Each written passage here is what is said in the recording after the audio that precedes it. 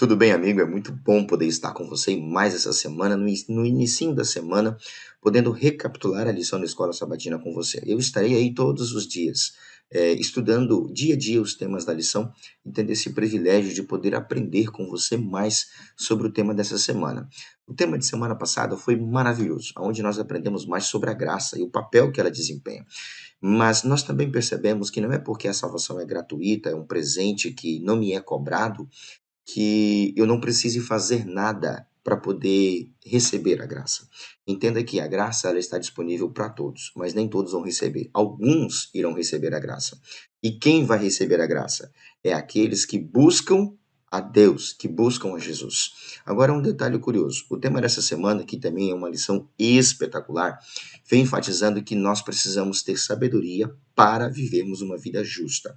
Lembre-se que nós estamos falando da justiça de Deus, da justiça divina.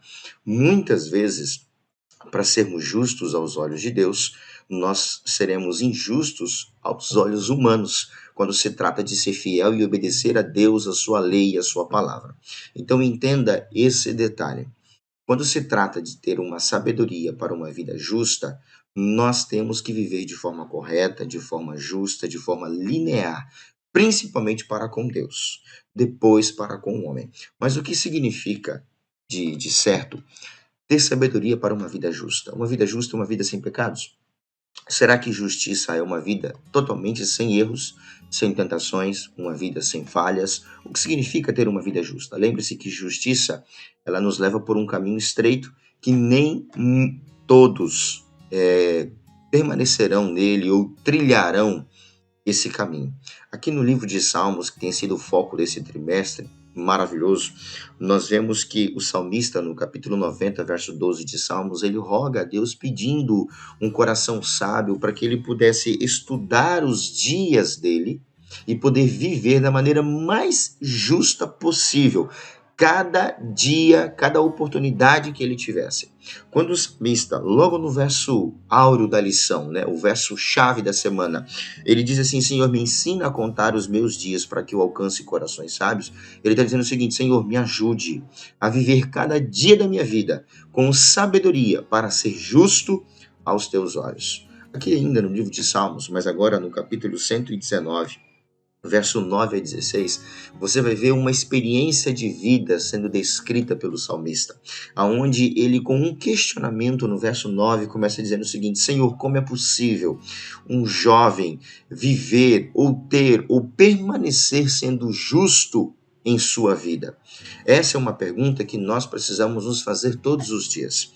Mesmo sendo filhos de Deus, mesmo estando debaixo da graça, humanamente falando, nós vamos falhar. E é por isso que nós precisamos da graça, porque nós somos perdoados, somos alcançados pela misericórdia de Deus, quando reconhecemos os nossos pecados.